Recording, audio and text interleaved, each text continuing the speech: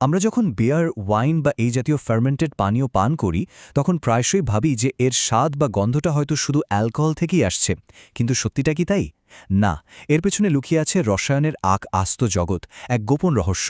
চলুন আর সেই রহস্যটাই উন্মোচন করা যাক। আজকের এই আলোচনাটাকে একটা গোয়েন্দা গল্পের মতো করে ভাবা যেতে পারে।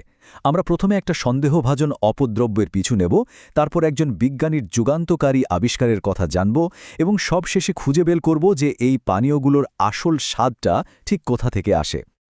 তো গল্পটা শুরুই হচ্ছে একটা রহস্য দিয়ে।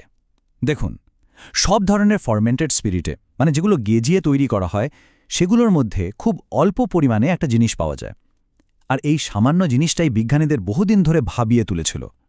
এই যে রহস্যময় উপাদানটার কথা বললাম, এটার নাম হলো ফিউজেল অয়েল। এখন নামটা শুনে একটু কঠিন মনে হলেও ব্যাপারটা আসলে বিভিন্ন ধরনের অ্যালকোহলের একটা মিশ্রণ। মানে ইথাইল অ্যালকোহলের পাশাপাশি এটাও তৈরি হয়। পরিমাণে এটা কিন্তু খুবই কম, মোট স্পিরিটের মাত্র 0.1 থেকে 0.7%। ভাবছেন, এত সামান্য একটা জিনিস নিয়ে এত মাথা ব্যথা কেন? আসলে এই ছোট্ট অংশটার উৎস কি, সেটাই ছিল বিজ্ঞানীদের কাছে এক বিরাট ধাঁধা। তো স্বাভাবিকভাবেই প্রথমে কি মনে হবে? মনে হবে যে মূল অ্যালকোহলটা যেমন চিনি থেকে তৈরি হচ্ছে, এটাও হয়তো সেখান থেকেই আসছে। খুবই যুক্তিসঙ্গত একটা ধারণা, তাই না? কিন্তু এখানেই গল্পের মোড়। এই ধারণাটা ছিল ভুল। আর ঠিক এই সময়েই আমাদের গল্পের নায়কের আগমন। নাম তার ফেলিক্স এরলিখ। তিনি এমন একটা নতুন ধারণা নিয়ে এলেন যা কিনা পুরো খেলাটাই ঘুরিয়ে দিল। এরলিখ যা বললেন তা ছিল একেবারে যুগান্তকারী। পুরনো ধারণা ছিল চিনি থেকেই ফিউজেল অয়েল তৈরি হয়, আর এরলিখ বললেন, না, একদমই না, এর উৎস চিনি নয়, এর উৎস হল প্রোটিনের সবচেয়ে ছোট একক, অর্থাৎ অ্যামিনো অ্যাসিড। এটা কিন্তু বিজ্ঞানের জগতে একটা বিরাট ব্যাপার ছিল, কারণ এটা পুরো চিন্তার ধারাটাকেই পাল্টে দিয়েছিল। আর এরিলিখের এই দারুণ আইডিয়াটা এলো কোত্থেকে? তিনি একটা অদ্ভুত মিল খুঁজে পেলেন।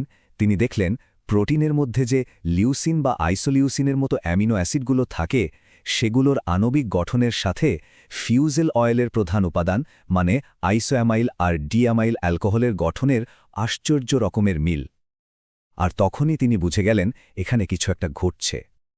শুধু থিওরি দিলেই তো হবে না, তাই না? প্রমাণ করে দেখাতে হবে। তো এরলিখ তার তত্ত্বটা প্রমাণ করার জন্য খুবই সহজ কিন্তু দারুণ কার্যকর একটা পরীক্ষা ডিজাইন করলেন। পরীক্ষাটা ছিল খুব সোজাসাপটা। প্রথমে তিনি নিলেন একটা বিশুদ্ধ চিনির দ্রবণ, এরপর সেটার মধ্যে একটা নির্দিষ্ট অ্যামিনো অ্যাসিড, যেমন ধরুন লিউসিন, মিশিয়ে দিলেন। তারপর যোগ করলেন ইস্ট আর ফার্মেন্টেশন বা গাঁজন প্রক্রিয়ার জন্য রেখে দিলেন। শেষে তিনি শুধু মাপলেন যে ঠিক কতটা ফিউজেল অয়েল তৈরি হল। আর ফলাফল? ফলাফল ছিল চমকে দেওয়ার মতো। এটাই ছিল সেই অকাট্য প্রমাণ। দেখুন, যখন দ্রবণে শুধু চিনি ছিল, ফিউজেল অয়েল তৈরি হয়েছিল খুবই সামান্য, মাত্র 0.7%। কিন্তু যেই মুহূর্তে লিউসিন যোগ করা হলো, পরিমাণটা লাফিয়ে বেড়ে দাঁড়ালো 2.78%। কি দারুণ একটা পরিবর্তন! কিন্তু আসল টুইস্টটা হলো পরের ধাপে। যখন ইস্টকে নাইট্রোজেনের জন্য অ্যামিনো অ্যাসিডের বদলে একটা সহজলভ্য উৎস মানে অ্যামোনিয়া দেওয়া হলো, তখন দেখা গেল ফিউজেল অয়েল উৎপাদন আবার কমে গেছে। এর মানে কি দাঁড়ালো?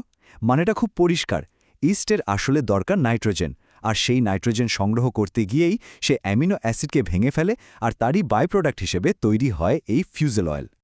তাহলে বুঝতেই পারছেন, যেটাকে এতদিন একটা অপদ্রব্য বা ইম্পিউরিটি ভাবা হচ্ছিল, সেটা আসলে তা নয়, বরং এটাই হলো সেই প্রক্রিয়া যা পানীয় স্বাদ আর সুগন্ধ তৈরি করে। মানে এটাই হলো ফ্লেভার তৈরির আসল কারখানা। ব্যাপারটা আরও পরিষ্কার হবে এই উদাহরণগুলো দেখলে। দেখুন, টাইরোসিন নামের অ্যামিনো অ্যাসিড থেকে তৈরি হয় টাইরোসল, যেটা বিয়ারের ওই পরিচিত তেতো ভাবটা নিয়ে আসে। আবার ফিনাইল অ্যালানিন, এটা থেকে যে অ্যালকোহলটা তৈরি হয়, সেটা কিন্তু গোলাপ তেলেরও একটা প্রধান উপাদান, ভাবা যায়? আর ট্রিপ্টোফ্যান থেকে আসে হালকা কষা একটা স্বাদ। এরলিখের নিজের কথাতেই তার আবিষ্কারের গুরুত্বটা বোঝা যায়।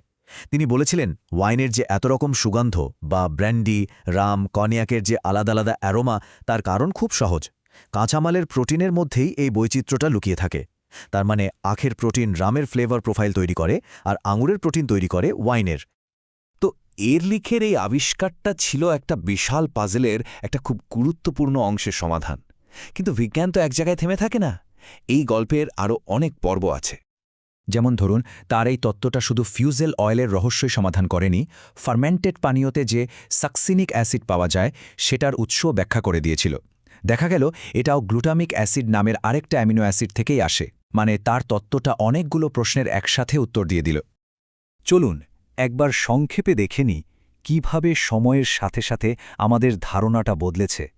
একদম শুরুতে ১৯০০ সালের দিকে সবাই ভাবত এর উৎস চিনি। এরপর ১৯০৭ সালে এরলিখ এসে পুরো খেলাটা ঘুরিয়ে দিলেন তার অ্যামিনো অ্যাসিড তত্ত্ব দিয়ে। আর তারপর তার কাজের ওপর ভিত্তি করেই আরও উন্নত সব মডেল, যেমন পাইরুভিক অ্যাসিড তত্ত্ব, সামনে এসেছে। এটাই বিজ্ঞানের নিয়ম, এটা একটা চলমান যাত্রা। শেষ করার আগে একটা কথা ভাবুন তো, যেটাকে এতদিন ধরে একটা সামান্য অপদ্রব্য বলে মনে করা হতো, তার পেছনে যদি এত জটিল আর সুন্দর একটা বিজ্ঞান লুকিয়ে থাকতে পারে, তাহলে আমরা প্রতিদিন যে সাধারণ খাবার বা পানীয় গ্রহণ করি তার ভেতরে না জানি আরও কত অজানা, আরও কত দারুণ রহস্য আমাদের আবিষ্কারের অপেক্ষায় আছে।